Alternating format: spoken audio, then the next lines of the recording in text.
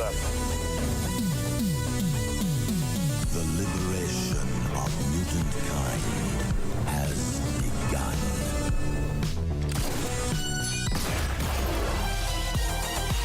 Welcome to the future. Who's this clown? Not clown, Joker. Avengers! Assemble. Nobody tampers with the equipment except Tony Stark. Good idea. United, the Avengers are strong. Hawkeye, hands off. Fool! Have you forgotten my invincible magnetic power? Not this time, Magneto. My mutant brain senses danger. Something unseen is slowly spreading its poison, edging tempers. Think carefully before you do this. You filthy criminals. 5, 4, 3, 2, 1. What up, guys? It is Jim, and there's a reason why. You know, we're not trying to make this a recurring thing, but I got sunscreen in my face still. Nate is unfortunately not going to be on tonight because his great grandfather passed away yesterday, so he is currently off taking care of that, and so we just want to wish him well. And he is currently driving to go with his family to be with them because his great grandfather passed away, so that's kind of a bummer. But you know, he's out being with family, so I'm gonna do the show solo again this week, and we'll just continue to carry on. Make sure you can hear me. We're good. All right, cool. Yes, Jaden, that is the recipe for my meatball sub recipe. I promised that I would put it up on the screen. I told you guys I would let you know what it is, and that is what it is. We've got it's. I will, guys. I will let him know that y'all are thinking about him, and I will definitely share that with him. But yes, this is my meatball sub recipe. So take a screenshot, write it down. This is a slow cooker recipe, if you didn't notice. And so, you know, half a pound of ground beef, a quarter pound of ground veal, quarter pound of Italian sausage. I prefer hot sausage, but you know, if you want to do mild or not, that's on you. You got you got your breadcrumbs, you got your lightly beaten egg, some grated Parmesan. I usually do like a fine Parmesan. You can do like the more threaded kind, but I do like a fine powdery. Onion powder, garlic powder, salt, and then a jar of your favorite marinara sauce. And then it's got your, how you cook it. So you make the meatballs, you put all the fixings together and make your balls, and then you place them in the slow cooker, cover them with the marinara sauce, and then cook on high for 3 hours or 6 to 7 hours on low. Now, I'll tell you this, low and slow is probably the way to go, but high, if you only got 3 hours, that works too. So give it a shot. Tell me what you guys think. I wanted to get this out to y'all because I remember I talked about it last episode.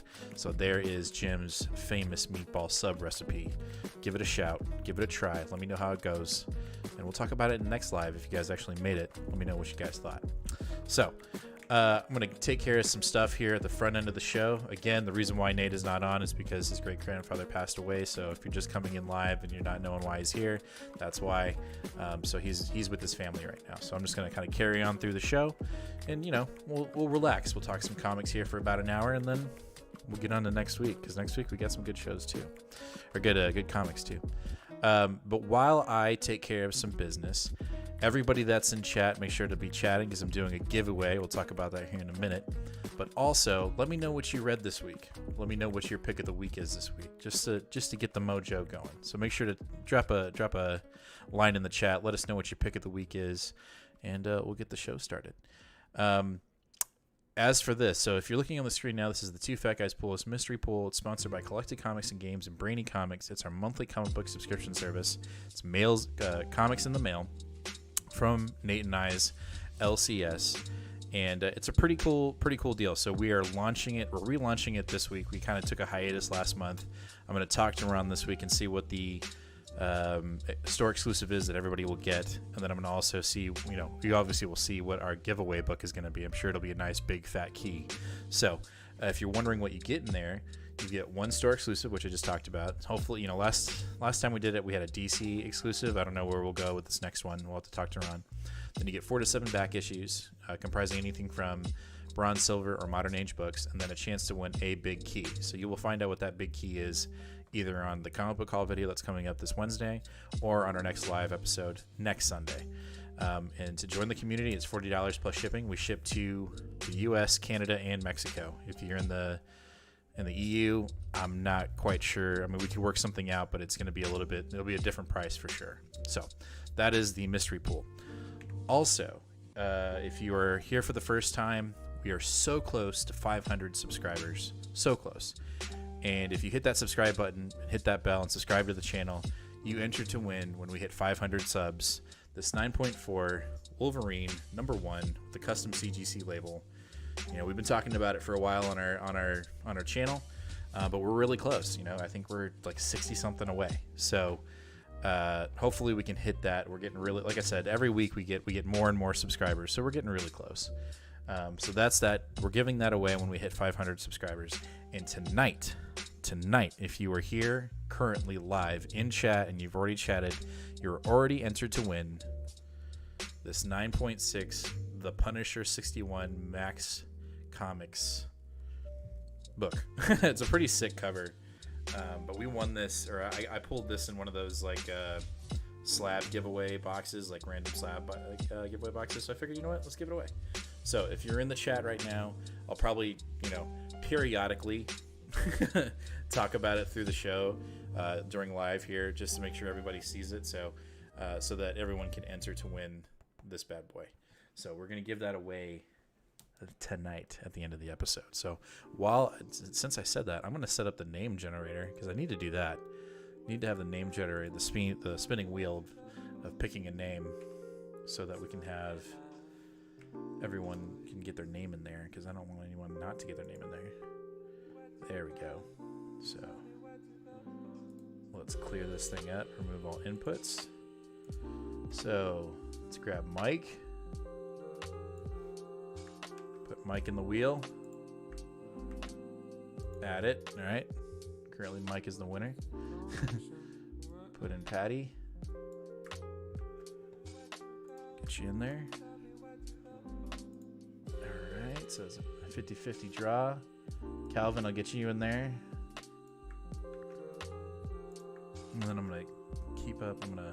Once I get everybody's name in for now, I will get caught up on chat, and then we will start the show. It was a pretty nice week, I'm not going to lie. I was pleasantly surprised. I mean, I knew there were some good ones this week, but dude, there were some really good books this week.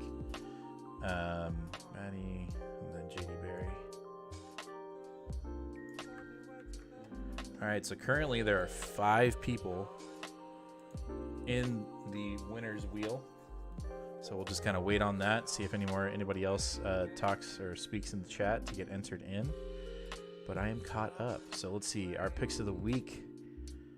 That's going to be next Sunday's watching show dinner. Right on, Patty, for sure. Mike said Laila Starr. JD says Dark Ages. Patty, issue 3. Boom. Fear State and Dark Ages were pretty solid. I agree with that. I totally agree with that. Laila Starr was up there too. That was a fantastic book. We'll get into it. And Boom Studios. So that's my excitement. Yeah, for sure. All right, cool. Well, let's get into it, guys. So the first book we're going to talk about is New Mutants 21. You know, in the comic book haul video, I said this has been one of my top books as of late since Laila took over and kind of, Vita Ayala took over, and she started the book, like when she took over, just freaking flying. There were like 5 different stories going on all at once, and now suddenly, you know, we've kind of slowed down. The narrative has slowed down a little bit in a good way, and I feel like that was tremendous in this book. Basically, we're coming to a head with the Shadow King and Farouk, and our new mutants and our new mutants. And so we're all finding out that Farouk, Shadow King, he's jacking everything up, right? Like, he's just messing everything up, and we don't know what his end game is currently. But we're about to have a big-ass showdown with a bunch of mutants. The other big thing that happens in this book, which I really liked, was the 5 that are currently in charge of Resurrection Protocol kind of take it upon themselves to just enact the fact that they're going to resurrect whoever they want, right? And the whole idea of that is Gabby, Honey Badger, is a clone of Wolverine. And she's a clone of a clone, right? Or something like that. Anyway, there's been this, gray area since Krakoa's Resurrection Protocol has come into place.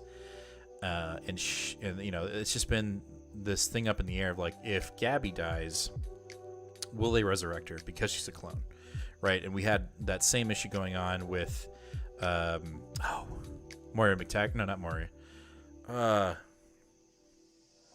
The Jean Grey's clone. I forget her name. She's the Demon Queen. Somebody help me. Yes, clone of Laura, exactly. But what is her name? She's like the main Inferno character, and Cyclops' brother is like Cyclone is in love with her. Oh, dang it! It's totally blocking my. I can't remember her name, but anyway, she was never resurrected because she was a clone, and she also, obviously was, could be some very detrimental to the island. So it's been this gray area about clones, and so these new mutants essentially take it upon themselves to try to get her resurrected. They bring it to the 5.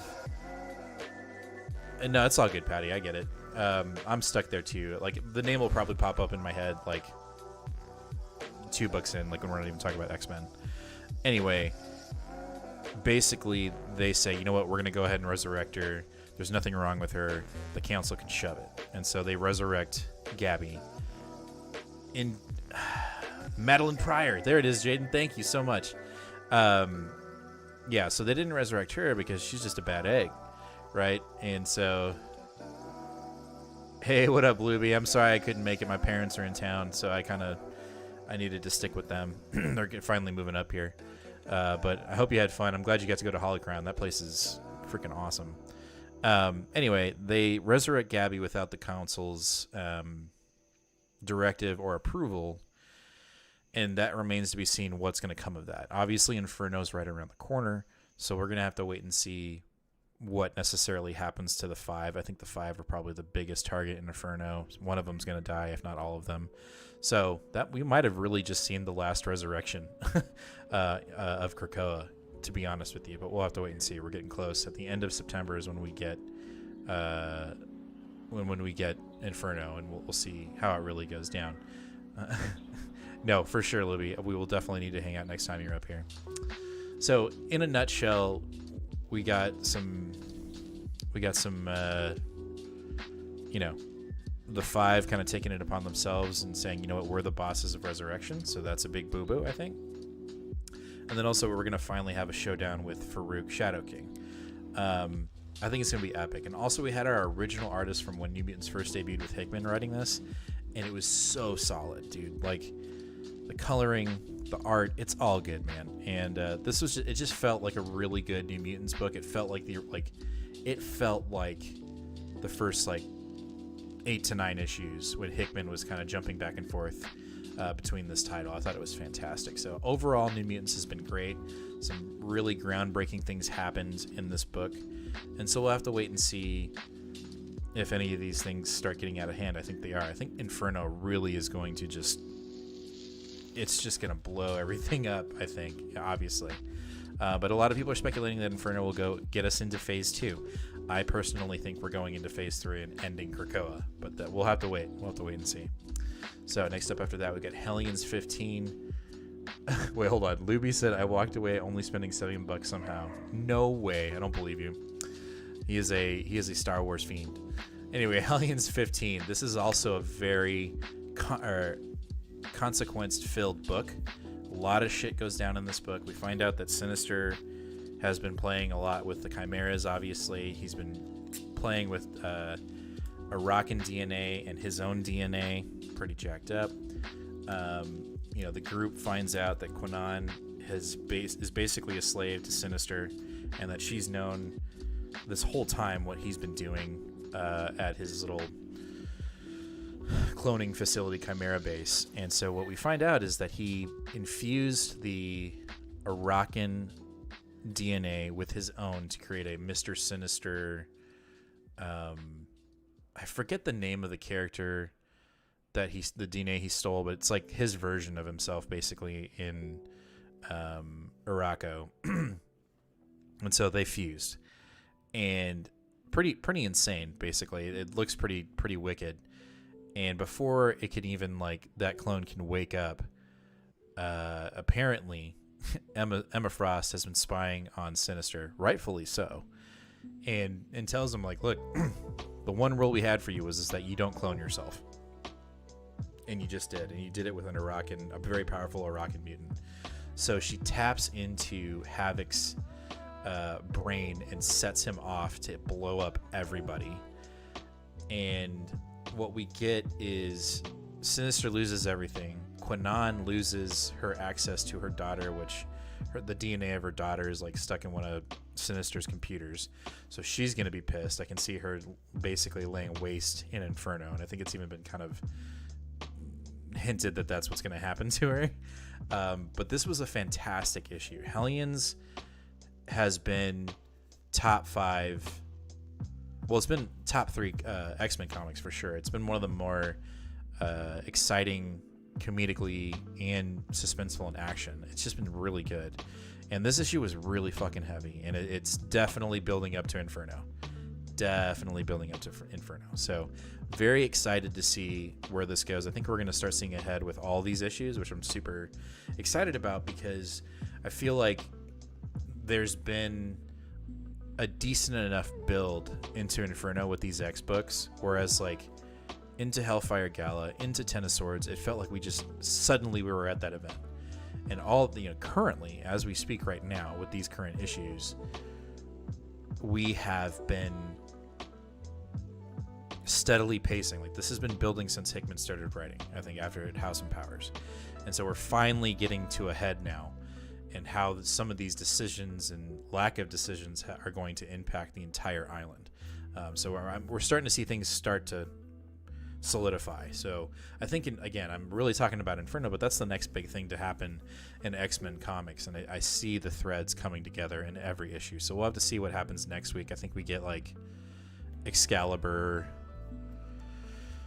something else, something of consequence. So Aliens has been fantastic. This was a fantastic issue. A lot of things happened in this book. I mean, I even missed out on another piece that I think will happen after Inferno, and I can't even remember. It's something to do with a mutant AI baby from 3 issues ago or 4 issues ago. But overall, this was a great book. I like where it's going. Wells is killing it. Thought the artwork was great, and I didn't know what to expect from Hellions, and this title has been fantastic, and it really blows my mind that we're already 15 issues in. It doesn't feel like we've been that we've gone through that many issues. So super stoked about it. Cannot wait to see how much further we go into this title once Inferno starts, and really, because I'm super stoked. I'm super ready to see more chimeras, right? House and Powers, we had a decent chimera in Rasputin. I think it was Rasputin 4, I think her name was. So she was Magic, Colossus, and somebody else combined. And she was just a rad mutant. And so I'm ready to, I want her to show up, and I hope she does, because she was one of my favorite mutants in one of I think it was the 9th life of Moira. So I know she's coming. I just can't wait for her to get here. And hopefully it happens sooner than later. But that's Hellions 15. Fantastic book. Shit went down, and now everybody's dead. So hopefully they get resurrected before the 5 get taken out. That's my prediction for Inferno. All right, let's get into it. Let's get into this book, huh? JD Barry, that's your pick of the week. It's my pick of the week too. That's Jim's pick of the week. Yeah, this book was fucking awesome. Excuse my French, but dude, this book was. Oh, it was so good, and it just makes me like Tom Taylor as a writer even more, right? He's, don't give me or mistake me if I'm wrong. Tom Taylor's writing Superman right now. He's writing Nightwing right now. This is a fantastic series. Like, this was... I didn't know necessarily what to expect, but that's because we got this book like a year ago in Free Comic Book Day, and it was so jarring. And also, I liked it. Don't get me wrong. The Free Comic Book Day, it was literally the lights go out, the power goes out, anything with an electrical pulse goes out, and Iron Man's in mid-flight, and he like crashes to the ground to the point where like he has to get his leg amputated, right? And so that was our Free Comic Book snippet a year ago. And so I was like, well, is this how this book's going to open up? No. Dude, oh, it's so good. The one thing I will say, so basically the premise is, again, spoilers, obviously. Like, if you want to read this book and you don't want to be spoiled, either mute me or change the channel and come back when I'm done with this book. But the premise is essentially that, millions of years ago,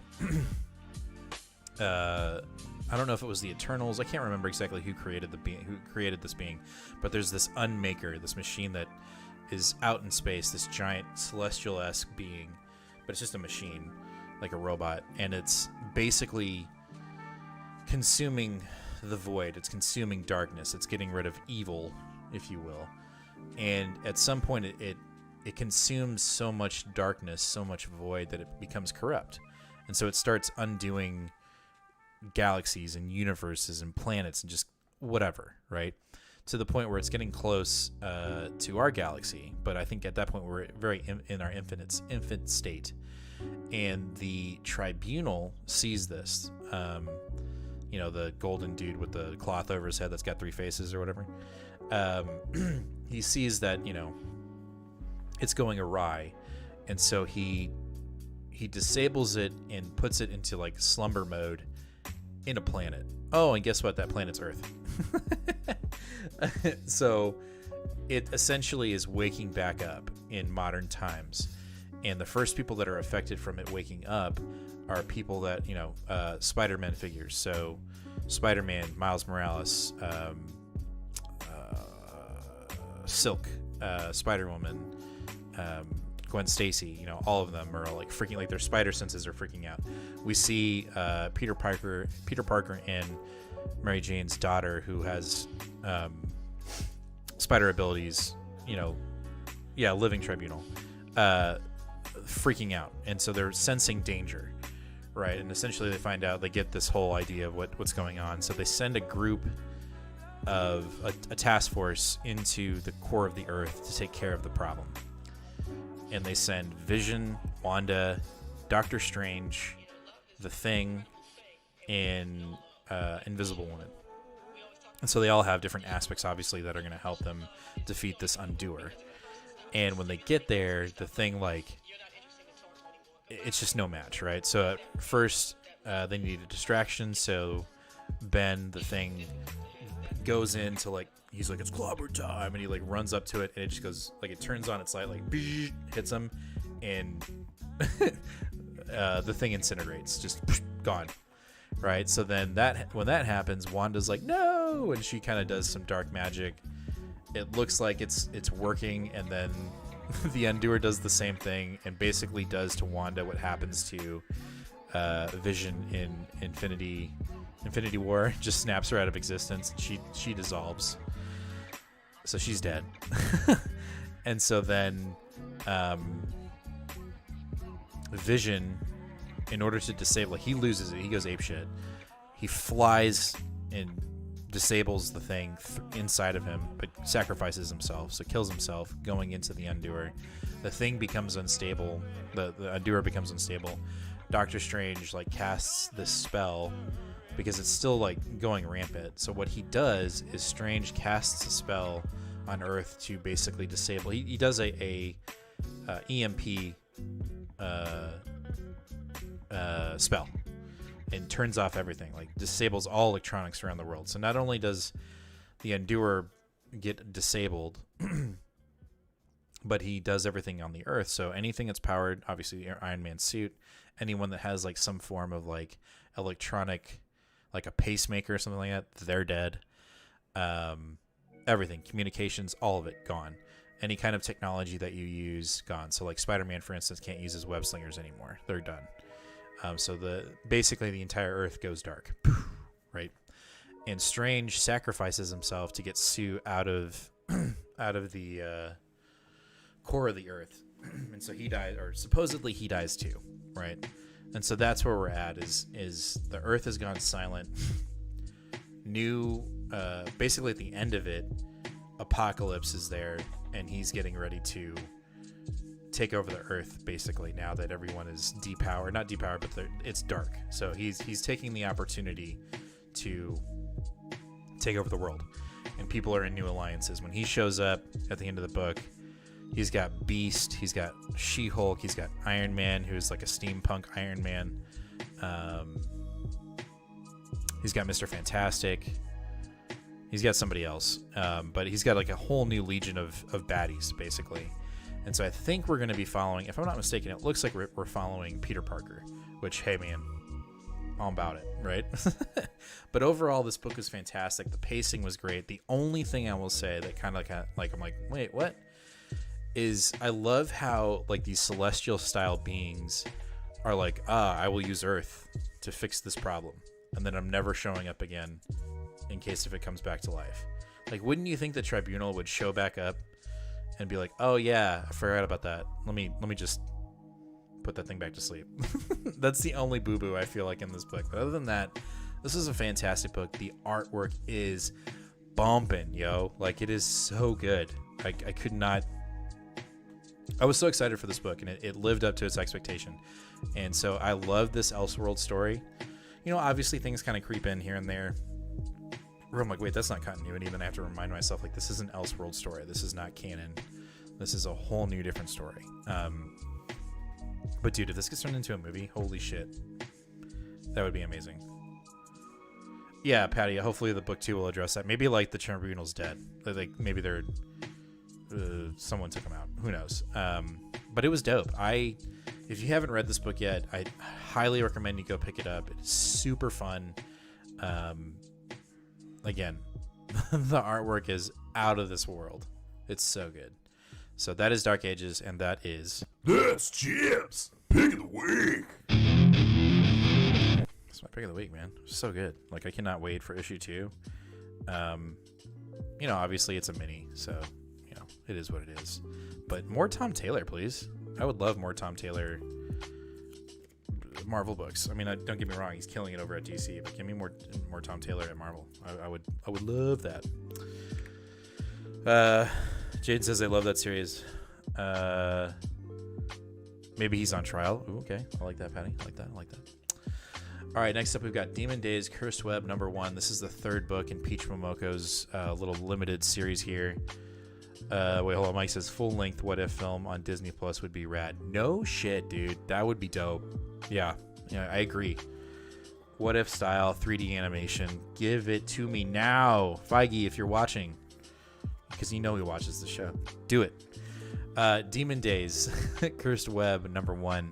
This is another great little excerpt in Momoko's little Marvel universe.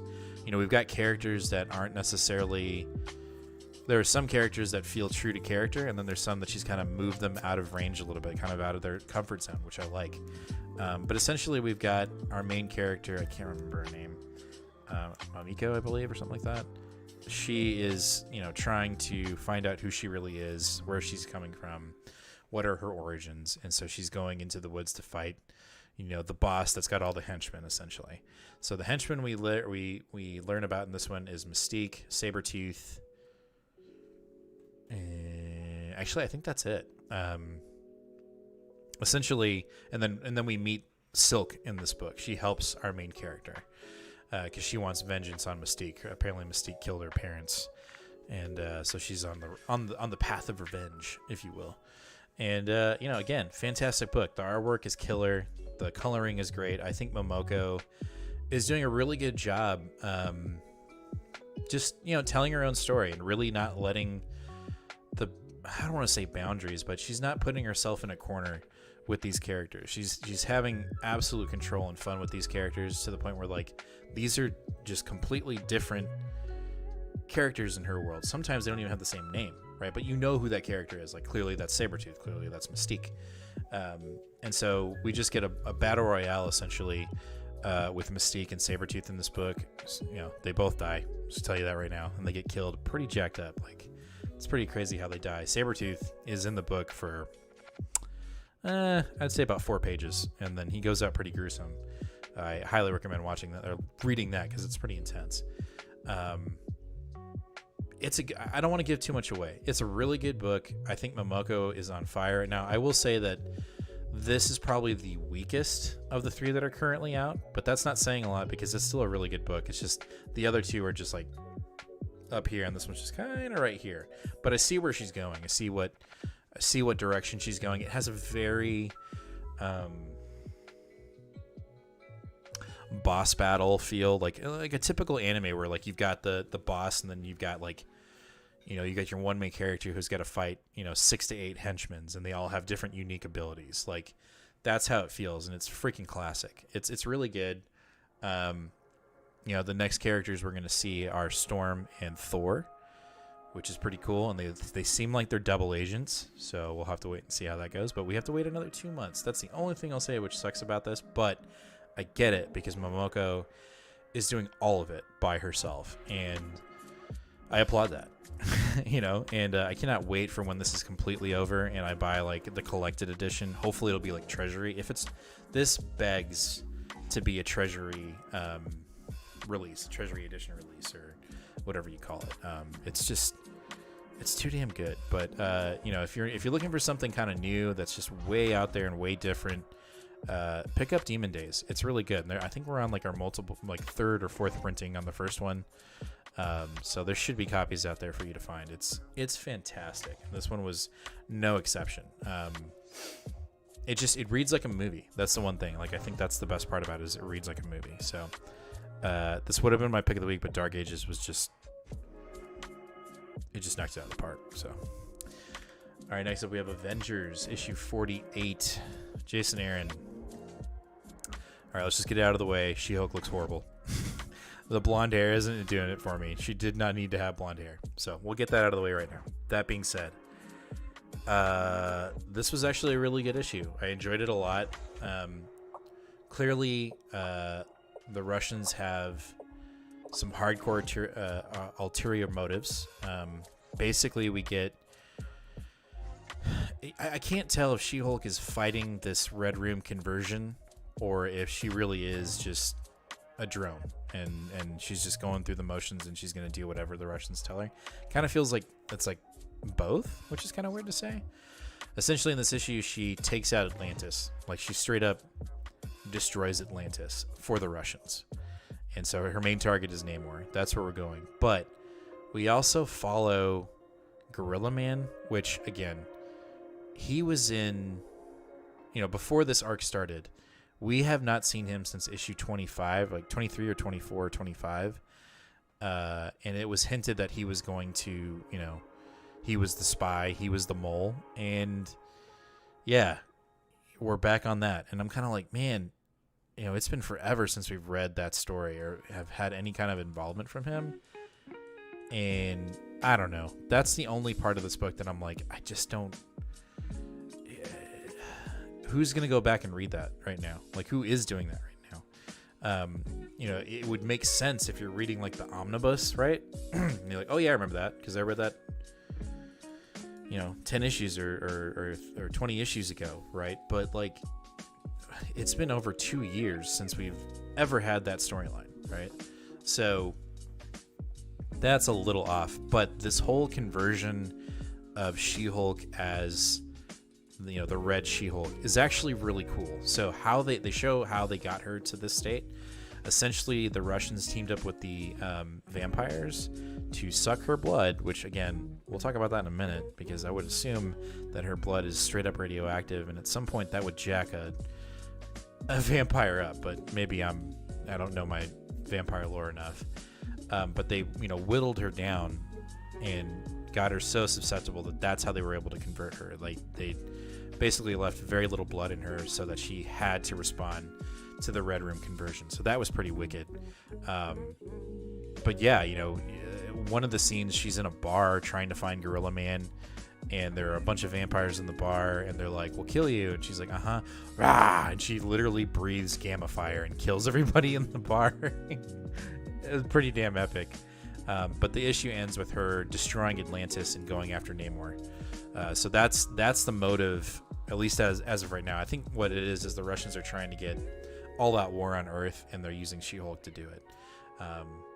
So yeah, overall, it was an enjoyable issue. I feel like the Gorilla Man storyline, it's like I don't care about that character. Like, I get he's the traitor, but they're trying to make him... Aaron is trying to make you feel sympathetic towards him, and I just don't give a fuck about it.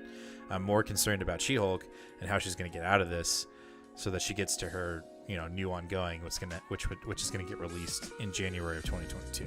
That's what I'm more excited about to read. Can't her blood burn stuff, Jaden?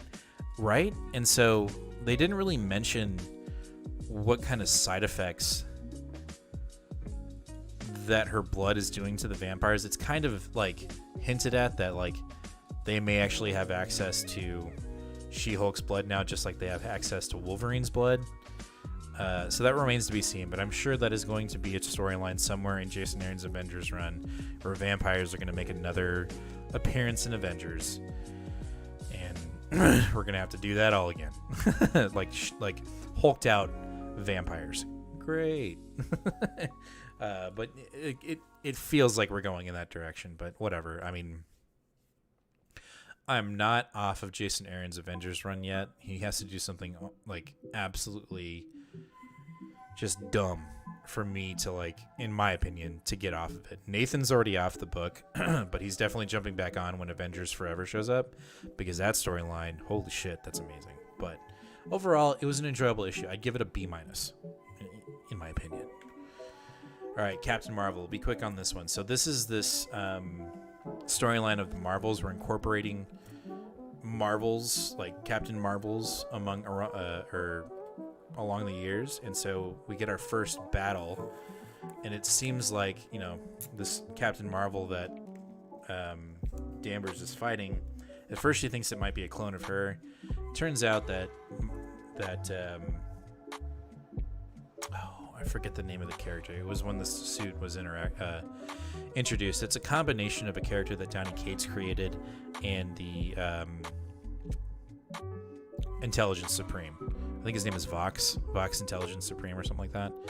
Anyway, now he's created more suits, and they're taking over Marvels throughout the universe. So the Marvel that she's fighting is actually Phyla-Vell, and she gets her ass kicked in this book, and we get like a new superpower from Carol Danvers. She's able to shoot like energy beams out of her eyes like Superman, but she says something really funny, like when she hits this, corrupted Marvel, she can't see while she shoots, so she's kind of shooting blind, which is kind of crazy, which is pretty insane. But what's going on is Supreme Vox is basically going out and taking control of any Captain Marvel that's still in existence. So Jessica Rambeau's in trouble, Miss Marvel's in trouble. Apparently we're going to get other Marvels that may be dead or be long gone coming back in this book. Overall, it was really cool. It's a really nice... This is a good part one, I will say. It was really fun. It was action-packed. And then the drop at the end was Phyla-Vell being the first corrupted Marvel, and they're going after Miss Marvel. So Danvers has got a lot on her plate. We'll see what she does with it. Loving it. Thompson's killing it. I know that Captain Marvel isn't on everybody's radar, but it's been a really good run. I have loved it since I jumped on, which was actually the introduction of this suit, which I don't remember, like 25 or... No, I think it was more like 16 or 17. So really good. All right, chat. So back to She-Hulk. She got her powers from Bruce's blood transfusion. If they take hers, do they get powers? Yeah, or does she lose? Yeah, totally. I guess she would have Bruce's powers and have been regenerating ever since. Yeah, I can definitely see a play where there's going to be hulked out vampires. It's coming. I guarantee it. You wait. In 5 to 10 issues, it's going to be part of Aaron's it's going to be part of the Avengers run. No, like it's going to happen. All right, before we go into the next book, I'm going to remind everybody, if you're new here in the chat and you're just watching, we're currently, oh my god, I almost talked about our milestone giveaway. No. We are giving away this 9.6 Punisher 61 today for today's show. All you have to do is chat in the chat during this live show. Obviously, if you're watching this as a past episode, you can't enter to win that way. But if you're currently watching live, we're giving away this book at the end of the show. So make sure to talk in the chat and you'll get entered in. I don't think we've gotten anyone new since I started. Oh wait, no, we had Luby. I gotta add Luby. So Texas Force. Do that really quick and then we'll get on to our next book, yeah? There it is. Cool. All right. Next up, Star Wars High Republic. I'll be quick on this one, but dude, this was a good issue. You know, we're finally done with this Drengir vegetation, Muppet vegetation, dark side bullshit, which I really wasn't about. And you can ask Nate that I was not feeling it. And so it's been really fun. We're finally getting into the Nile, and our main character is essentially dressing up like the Nile, acting like the Nile to incept it, to pull off an inception, break in from the inside out, and try to get a real good... Patty, damn, you guys are too nice to the viewers. What? No, man. I love our viewers. Anyway, basically this issue is what's happening right now, which is they're going to try to break into the Nile and like break it from within, and it was really good. It was a really nice change of pace. We're finally getting the Nile, 9 issues in, and we're finally there. They were hyped up as this big bad, and we never got them. We were dealing with this Drengir stuff, and I'm just not about that. And I know that they're going to be more prominent. They'll probably be still prominent in the issues, but the fact that we're finally getting the Nile, this big bad that's been in the book that Nate's been talking about, it's nice. It's just nice to finally get there. And this was a really good issue. The artwork was really nice. I think we got a new artist on this. You can just feel the build-up coming. We're about to hit something big, and I'm super for it. But it's a good book. I can't wait for this stuff to be turned into a movie or a series. I know it's coming. So really fun. If you're looking for a new Star Wars book to read that doesn't necessarily have to say this very carefully, because I don't believe I just don't see. I mean, this is 400 or 500 years before the events of any of the movies, starting from the prequels. So if you're looking for you want Star Wars, but you don't want to have to deal with like, well, what about Obi-Wan? And this is for you, because it's just building up a completely new prequel universe, and it doesn't feel dated. I will say that. Like, you don't feel, this idea of the technology not being up to pace from like the future or the present. I know there was a mass calamity prior to the movies, so like obviously we're gonna have good gear, and that's kind of gonna go down, then come back up. So you don't have that in this book. You just have straight up action, new lore, new characters. It's been fun, but we're finally getting the Nile, and we're infiltrating it, which I think is really good. So we're gonna get the process of the Nile, which I think is gonna be a lot of fun. All right, jump into our DC books with Fear State. This was almost my pick of the week, but Dark Ages was just better. Sorry, Tinian. Sorry. But this is a nice, like, this is probably my favorite alpha book, if that makes any sense. Like, I've read a lot of events, and the alpha book is usually pretty good. It's pretty information heavy, and this one doesn't. It still does that, right? But I think because me and Nate are so invested in Tinian's Batman, this just felt good. We finally find out what the Fear State is as an idea. We realize that it's actually a theory that the Scarecrow has come up with prior to him becoming the Scarecrow, which is kind of cool. And it's basically like influencing a society to the point where they move forward in fear and evolve out of that fear, right? So, that's what we get in this book, is we get Saint using Scarecrow in the Fear State to get to his magistrate. We get Scarecrow using Fear State to control Gotham. We see the beginning of the end for Peacemaker 1 and how he's about to go insane, or he is going insane.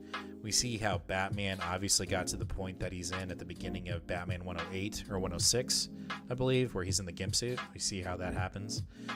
And then we get this Poison Ivy storyline, which I know has been building for a while, but that's the only part of this book that I was like, sure, that's cool. But I think I really do think the Poison Ivy storyline is a thread that will be picked up post Tinian and will be really fleshed out, because it just doesn't. It feels a little forced. I'm not gonna lie. The Poison Ivy being under the city, and at any moment she could break everything. I just that's a. I don't know. I'm not very connected to that story, but the Fear State storyline. Excuse me, with Scarecrow, we even see a little bit of deviousness coming from Miracle Molly. Like, it was kind of hyped up that she was the next big villain, and then it kind of looked like she was going to be an ally, but she kind of starts getting a little sinister in this book, like talking about how we just need to wipe everybody out now. Like, it felt like a kind of a quick shift, but it was just mentioned quickly, like this is where this character could go or might go. So that was interesting. But overall, I thought it was a good book. It was a much more impressive Alpha as of late. Alpha, Bounty Hunter Alpha. I'd put it up there with Bounty Hunter War Alpha. I thought that one was really good. Yeah, Mike says probably more Harley Quinn centric in regards to Ivy. Exactly. I mean, I get that. It just felt kind of out of place in this book, but we'll see. I mean, I'm sure I'll get pushed in a different direction at some point. But Fear State was great. I'm looking forward to the Batman issues. I'm not looking forward to Tinian's Batman run ending, but I'm sure it will go out gloriously. So this is the beginning of the end for James Tynion. All right, after that we have Infinite Frontier. I'll be quick on this one. I don't know what the fuck's going on in this book, but it's because I am not familiar with previous Crisis events. Obviously the multiverse is on fire, and what it really boils down to is it's explained to us that no matter what happens in a Crisis event, Earth Zero will always make it out looking like a shining star, and everybody else's multiverse deals with the consequences. So that's what we get in this book, and we have Darkseid taking advantage of that situation. And so he's coming to a head in this book. The threat of Darkseid is finally kind of making it clear in this book. And I think that's the biggest revelation is we find out that, the cover is amazing. Yes, no, the cover is amazing. The next cover looks really good too. The final issue, which comes out this week. The big thing that we find out, like I said, is that in any Crisis event in DC, Earth Zero looks like a freaking gem, and everybody else's multiverse deals with the consequences, whether it's like losing parts of its reality or being completely destroyed altogether. That's what we find out in this book. It's pretty intense, I will say that, but the minor conversations amongst characters, it's lost on me because, again, I'm just now starting out on DC, so some of the character history for me is not as relevant as it is to some people that actually have been reading DC comics for a while. So overall, it was good, but I was just a little lost when it came to the small talk amongst characters. But that idea of the multiverse being, constantly shifting and Earth Zero never really feeling the consequence, that was pretty intense. So it was good, just a little lost on me. All right, let's get into our independents. Laila Starr, issue 5. Ramvi, you know what? I'm having multiple. This Chips pick of the week. I no doubt this would have been Nate's pick of the week. I guarantee it. So I'll just push it right there for both of us. This series was fantastic, and it was a nice ending to it. And I kind of alluded to it. I hadn't read it yet, but I kind of alluded to it that Ram was going to end this so nicely that I kind of don't want it. I don't want a part 2, right? I don't want a sequel. Because it just felt so good. Like, this ending felt so good. It felt perfect. And I just feel like you can really see Ram's, obviously, his beliefs, his identity, his thought process in this book and the series in general. And it ended the way I thought it would. how it was going to end, which is Laila ends up running into the guy again that's going to solve, figure out immortality, and the dude doesn't go through with it. He builds it, he finds out about it, and he ends up dying. And he ends up leaving the tool of immortality to Laila, and so she basically has the chance to either use it and give it to everybody or let it be. And he kind of hints at, like, I hope you let it be. I hope that you do the right thing and just let it go and let people experience life, the cycle of life and death. And that's what happens. And Laila ends up learning a really big lesson in this book. Life truly is full circle, and she's able to move on to the fact that she really never really needed to be, she never really had to be in charge of death, right? It's always going to continue on no matter what. And just a lot of philosophical thinking in this book. It was great. The artwork was fantastic. The coloring is fantastic. Ram V. Yo, dude. Like, I can't wait for his Venom run. I know it's not going to be like this, but dude, the guy can fucking write. Like, it's so good. This is in my top 10, if not top 5 comics of the year. And when we make that video, you will not be surprised to see Laila Starr in our top 5. It'll probably be in both of mine and Nate's top 5 when we make that video, which it's coming. It'll be coming in December. So, fantastic book. If you haven't read Laila Starr, and you can find the floppies, go pick it up. But I'm sure there will be a collected edition coming out very soon, probably in November. I highly recommend you pick it up. This is a fantastic story. It's so good. Came out of nowhere. I would love to see this be turned into a movie or a miniseries. I think it would be great. Yes, Geiger. I saw somebody say something about Geiger in Comic Call. I don't know if that was Mike or Patty. Saying hopefully it doesn't get too expensive. This is the end of the first arc, and it will be my last. I enjoyed it, but I didn't enjoy it enough to, like, get ready for the next.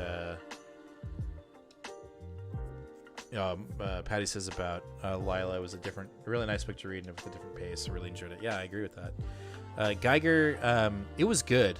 Don't get me wrong. This last issue was actually really good. But it didn't check all the boxes for me, if that makes sense. It was good. It wasn't out of the park. Fantastic. And I don't know. Not me, but I kind of want to check it out. No, I think you should check it out, Patty. It's good. It's just not good enough for me to want to pick up the next arc, if that makes sense. But that's me. That's me personally. The artwork was really cool. The idea behind Geiger was cool. Geiger does end in this book, and we're moving on to, like, the next superhero. And we even get introduced to, like, the next big idea or superhero. I just don't know if I'm interested in that next big superhero. Dallas, hey buddy, I'm glad I caught you live just in time to hear you discuss Geiger. This is Brandon from the show. Hey, what up, man? I'm glad you're here. I'm really glad you're here. Actually, I don't know if you knew this, but we're doing a giveaway. So the fact that you are in chat and you have chatted, I'm going to put you in our wheel spin name generator thing, and you have the chance to win a slab tonight. Do you want to know what slab that is? That is Punisher 61 9.6. So just entered you in there, Brandon. So Geiger, it was good. You're right. I enjoyed it. I thought it was a really good series. I just don't know if it was good enough. Like, I'm not. It doesn't have me intrigued enough to continue to read on to the next arc. Who knows? Maybe when it comes back in 2022, I'm like, you know what? The pull list is a little low, and maybe I need to pick up issue 7. So we'll have to wait and see. But overall, this issue was good, and it was very impactful. I think Geiger kind of went out how I thought he was going to go out, which was really cool. The dude's a beast, and this would be a cool, like, first movie, right? I think Geiger would be a really cool movie. I'm still kind of lost, though, on this whole, like, post-apocalyptic world where Las Vegas has different, like, gangs. That was kind of weird. But yeah, Brandon, boom. Yeah, boom for sure. This book was intense when it came to like explosions. But yeah, I don't know. Like it was decent. I'd give it a B- as well. It was fun. I just don't know if I want to continue into the Geiger universe. But like I said, I don't know. Like, you know, in 2022 when it comes back, maybe I do. But as of right now, I'm kind of glad it's over and that I can start focusing on new series that are going to be coming out from Image and Boom and any other independent books. But, you know, solid B overall in this first arc. I like the idea of Geiger. I will say that. I like the character. I think it's a really wicked way to be a superhero. Put that in quotation marks. But, yeah, it was good. It was good. Just don't know. I don't know if it was good enough for me to continue reading when it comes back. But who knows where I'll be when this book comes back. We'll just have to wait and see. We'll just have to wait and see what he does with it from here. Yeah, no, I agree. I think Jeff Johns will definitely do something. I just don't know. We'll have to wait. You know, when the previews come out, I'll check it out, and if it tickles my fancy, then it'll be back on the sub. All right, next we're gonna jump into our bad idea books. We got 2 of them this week because I didn't read the lot but Pirate Queen, yo, this book was fun. I really enjoyed this book. Dude, don't fuck with a lady pirate, especially the Pirate Queen. And you don't fuck with Lady Pirate, especially when she's pregnant and you know, she's a pirate for one, right? And then you threaten to kill her unborn baby. That ain't gonna work. That ain't gonna work. And so what we have here is a classic revenge story. I really don't want to give too much away, but it was really good. This is one of the. I'll put this book up there with ENIAC. I thought ENIAC was really good from Bad Idea. I think this one's up there. I think this could have been in the first launch of books because I feel like ENIAC was really good. Tankers was okay. The lot is meh. And I think this definitely is the top tier book for the last final wave of Bad Idea books. It's good, man. You know, we get it. At first, I didn't know if I'd like it or not at the beginning of the book, like just the first couple pages. But then it started building, and I started caring more about the characters. And by the end, I was like, holy shit. And then the backup story in this book, really good too. It's very low on words, more obviously pictures and, you know, more of the cinematic of it. But overall, if you have access to Bad Idea books, I recommend picking up Pirate Queen. Really solid book. Can't wait to see where it goes. You know, I'm not a big pirate, like just like vampires. I'm not like into pirates in my comics, but this was fucking cool. Like I really liked it. By the end of it, I felt myself caring for the characters in the book. This one was on everyone's top 10 list this week. Really? Well, there you go. Well, it's definitely there. You know, it's not my pick of the week, but definitely on the top 5, top 10. This was a really good book. It was written well. The artwork is fantastic. And like I said, by the end of the book, I was caring about the characters. You know, I felt I needed to know more. When the book ended, I was like, wait, it can't end there. So kudos, great job. Really good book. So again, if you have access to Bad Idea books and you don't have to pay an arm and a leg for them, recommend you pick up Pirate Queen. All right, on to our honorable mentions. I've got 2. One of them is the other Bad Idea book that came out this week, and that is Monster Kill Squad. Meh, it was okay. It felt like Tankers. If anyone's read Tankers from Bad Idea, it's just kind of... It felt like Tankers, but it was less funny, if that makes sense. Like, Tankers just felt very, like, B-rate horror movie, and this one feels like it's trying to be a little too serious.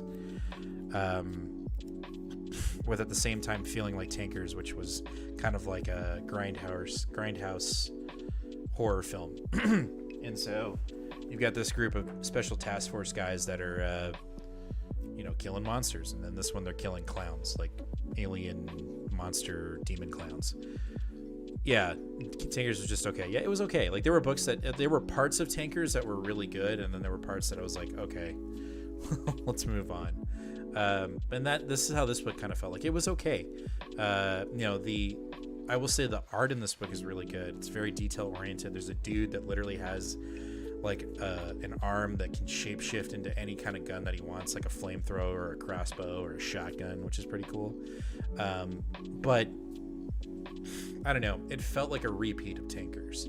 Just now we're dealing with monsters and demons. So we'll see where it goes. We're invested, obviously, but as of right now, it's just going to stick into honorable mentions. As of right now, if the book doesn't pick up, I'm really interested to see where Nate goes with the book, because I don't know, man. All right, and my last book in my honorable mentions is We Only Find Them When They're Dead, issue 8. This series started off really hot, and then this second arc, it's definitely a slow burn, a slow build. And I'll be honest with you, like there are parts of the book that I'm like, I get what's going on. And then there are parts of the book that I don't know what the fuck's going on. And I'm sure it's because I'm a dumb guy, like I'm a dumb reader. But I just feel like Ewing is really, really cramming in the universal politics and human experiment in this book. And so there are parts where I'm like, I don't remember if that's a new character or if that's an old character. So I'm getting a little lost.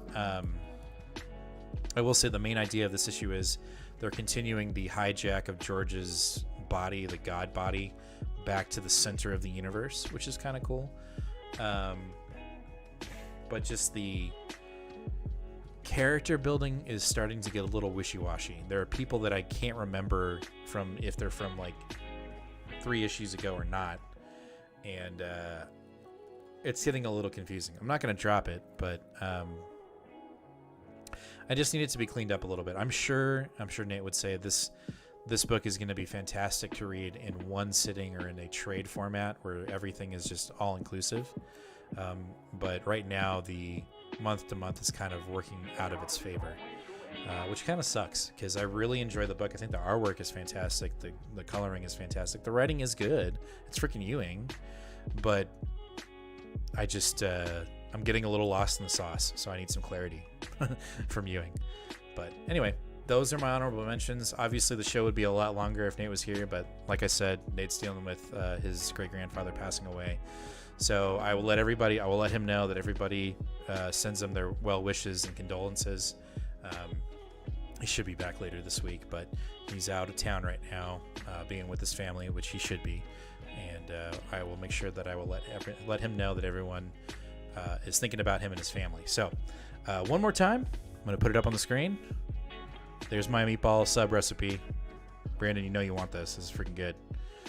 This is a banger right here. I'm telling you right now. Slow cooker meatballs. Do it. Take a screenshot. Take it. It's my gift to you. We talked about it last week. That's why it's up there. All right, one more time before I get on the name generator spinner wheelie dealy thing. If you are here watching live right now and you want to enter to win a slab tonight, you need to be talking in chat. I will give you another minute or so before I lock in the names and spin the wheel and get this stuff going. Heck yeah, it looks so good. My dad would love this. Well, do it, Patty. Make it. Let me know how you liked it. Beefy meatballs, yo. This is a beefy meatball sub recipe here. I'm telling you right now, it's so good. I know this is a comic book show, guys, but I just wanted to really share my knowledge in this recipe. It's so good. And a lot of people look at the recipe right now and you're like, veal? I'm telling you, veal is key. It's key. The baby cows are key. I'm sorry. If there are any vegans watching right now, I apologize. But it is super duper good. Man, that grilled cheese just killed last week, bro. No, dude, I'm glad you liked it. That comes out once a month. The Bidia grilled cheese over at Camp Bowie. If you live in the DFW area, you need to go to Wild Acre Camp Bowie. We make some killer sandwiches. I brought Brandon and Sarah and Ron last week, some sandwiches. It felt like, got to feed the crew. Got to feed the guys that give us our books, right? All right. Well, I'm going to go ahead and spin this wheel. So let's make sure everybody's name is in there. That's the wrong thing. What the heck, man? I do this every time, and the computer's like, nah. I'm gonna pick another. I'm gonna pick another screen to show. So let me fix that. So you guys have another minute. Wait, Vila's baby cow. Jaden, did I just break your heart? Yeah, Vila's baby cow. I'm sorry. Let's see. Video. Full screen. Jaden, maybe. It's not a maybe, it is. I'm sorry. I'm sorry. I might have just you might have just grown up a little bit, Jaden. I'm sorry. I apologize. If you I'm sorry if you weren't ready for that. That's not it. What's going on? There we go. And then I need that one. There we go. Cool. No problem, Brandon. Anytime, man. I want to take care of y'all. All right. I think we got it working now. All right. There's our wheel with our little Nintendo Switch ad right there. But we're going to go ahead and spin it. Somebody is about to win this slab. So let me get that screen out of here really quick. Yep, my heart is shattered. I'm sorry, Jaden, but they're delicious, okay? They're delicious. They were slaughtered for you to eat and feel good. I'm sorry. We should not tell them about tacos, caveats.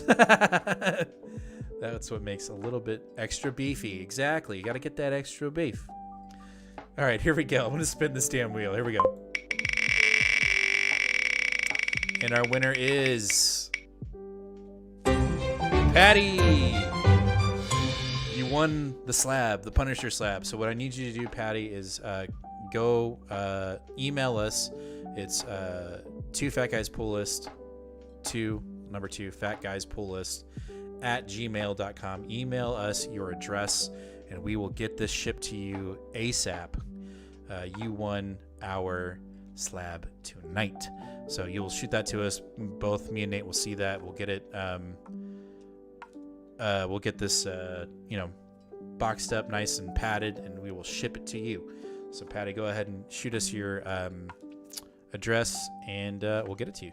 Because hell yeah, that's what this is about. We do these periodically, or we do little mini giveaways. And then obviously, guys, if you're watching this now and you're not subscribed, hit that subscribe button, hit that bell, because soon we're gonna give this thing away at 500 subscribers. We're so close, guys. We're so close. Last I checked, I think we're at 443 subscribers. 500 is right down the road. And then we'll do another one of these things where there will be 500 names in this Speedy Wheelie Dealy thing, and we will give it away, man. We will give it away. So that is the end of the show. There's my meatballs again. Take down that recipe, make it. Let me know how you think about it. And be ready for a new comic book haul video this Wednesday. It might just be me. We'll wait and see. Obviously, I want Nate to take his time with his family. If he gets here in time to do it, then he'll be here. But it may just be me doing the thing. But we'll see. So we'll see you guys Wednesday. Patty, you say I have family in the U.S. Is that better for you guys to ship there rather than to Canada? You know what? It doesn't matter to us. If we can ship. We'll ship to Canada. We can take care of it, Patty. Don't worry about that. Give us your address. We'll ship it to Canada. No big deal. It is on us. You watch us. You support us. You watch our show every week. It's the least we can do. So let us know. For sure, Brandon. I'll let him know. All right, guys. We will go ahead and see you guys this Wednesday, and then obviously next Saturday here, 8 o'clock Central Standard Time. Hopefully Nate will be here with us. If not, I'll ride solo. I can do it. I feel comfortable about it. I got it. It's no biggie. All right, guys. We will definitely see y'all next week. Later, fam.